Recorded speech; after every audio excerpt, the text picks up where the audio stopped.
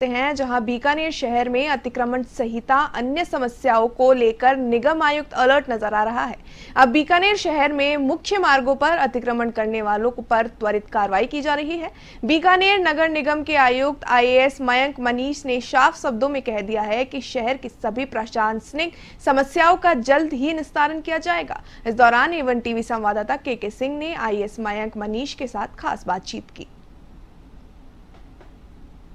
मौजूद हैं बीकानेर के नगर निगम के आयुक्त आईएएस मयंक मनीष। बात करते हैं। ये माना जा सकता है कि नई ऊर्जा के साथ यहाँ पर सड़कों की समस्याओं से जूझ रहा है।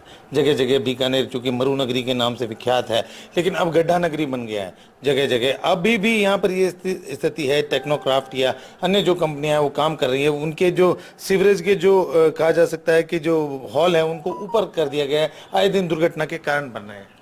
ऐसे सड़कें अब दो तरीके से क्षतिग्रस्त होती हैं। एक तो चूँकि इस साल बारिश भी काफ़ी अच्छी हुई थी, तो उसका एक एक्स्ट्रा इफेक्ट भी होता है कि थोड़ी सड़कें ख़राब हुई हैं ज़्यादा इस साल।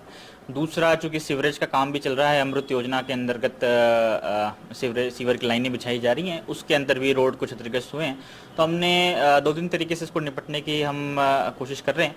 एक जो सीवर लाइन बिछने के कारण जो क्षतिग्रस्त हुए हैं, तो हमने कंसर्न्ड कॉन्ट्रैक्टर को ये पाबंद कर रखा है कि आप नई लाइनें बिछाने के साथ साथ जो पुरानी लाइनें बिछा रखी हैं और जो गड्ढे हो रखे हैं या पैच कराना है तो वो भी आप साथ साथ कराएं। तो शहर में पैच वर्क उनके द्वारा भी किया जा रहा है। और आगे से जो भी ये सीवर लाइन बिछाने का कार्य हो तो लाइन बिछा के और उसका पैच वर्क एक साथ कर दें ताकि वो समस्या एक बार में ही सुलझ जाए। सर, एक यहाँ पर बीकानेर शहर में एक बड़ी समस्या है। मैरिज हॉल अवैध रूप से जो चल रहे हैं, उनमें पार्किंग की किसी तरह की सुविधाएं नहीं है, लेकिन फिर भी मैरिज हॉल धड़ल्ले से चल रहे हैं। नगर निगम भी उस पर कोई कार्रवाई नहीं करता दिख रहा है।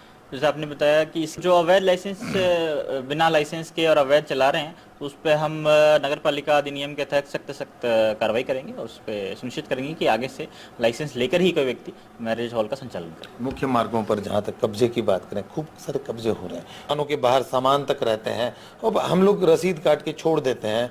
ऐसा कुछ हो रहा है। इनके ऊपर कुछ कड़ाई से एक्शन हो तो कुछ शायद।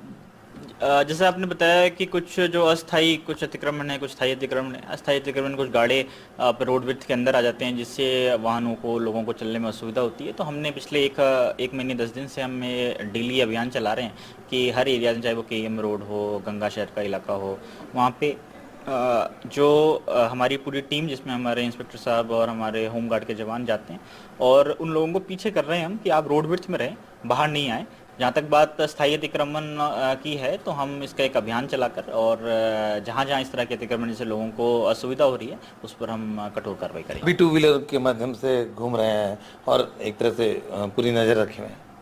जैसे आपको बता कि जो ओल्ड सिटी का एरिया है, जो वर्ल्ड सिटी के अंदर के एरिया है, कई सड़कें ऐसी हैं जो उसमें गाड़ियाँ नहीं जा सकती।